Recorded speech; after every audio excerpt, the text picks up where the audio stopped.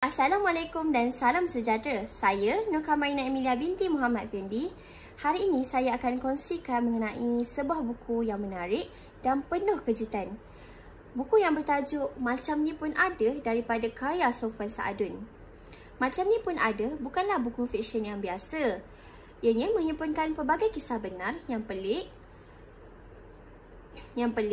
aneh, lucu dan kadang-kala menyentuh hati. Penulis berjaya membawa seluruh kisah-kisah dari serata dunia termasuk Malaysia sendiri. Kadang-kadang kita terfikir bahawa benda ni betul-betul terjadi ke?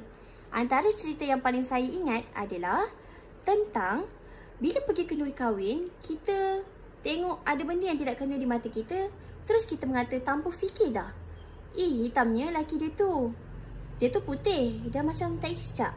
Gemuknya bini dia, tak padan langsung dengan dia. Kalau dengan aku, padan lah. Ada masanya kita dah macam Tuhan, suka hati saja tentukan hidup orang. Macam ni pun ada ke? Dan dekat dalam buku ni juga ada membuat sindiran halus ataupun sebagai pengajaran yang boleh dijadikan sebagai dalam kehidupan kita. Sindiran-sindiran yang saya nampak di dalam buku ini, contohnya di dalam muka surat 42, sindiran seperti, bagaimana kau boleh kata itu cinta kalau kau lebih banyak menangis daripada ketawa. Di sini, penulis ini berkata, apabila kita inginkan pasangan, kita perlu cari pasangan yang betul-betul ikhlas dengan kita, yang boleh membuatkan kita bahagia, bukan hanya menangis. Sindiran yang kedua pula, di dalam muka surat 54, mengatakan bahawa kalau lapar, pergi dapur cari makanan. Bukan buka Facebook, kemas kini status, tapi mungkin betul lapar. Lapar perhatian.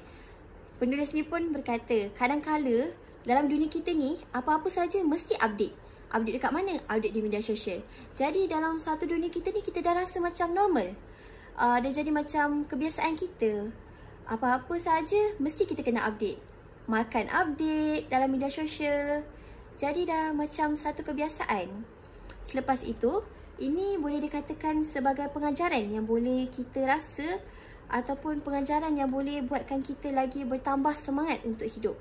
Pengajaran yang boleh saya katakan iaitu adalah, kamu boleh buat apa yang saya tak boleh buat.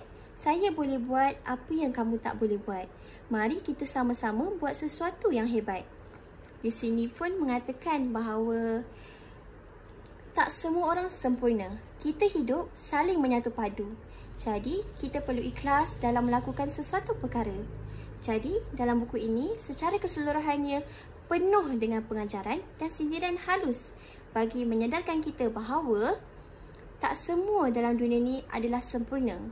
Jadi, Macam Ni Pun Ada adalah buku yang sangat berfaedah dan beri manfaat kepada kita.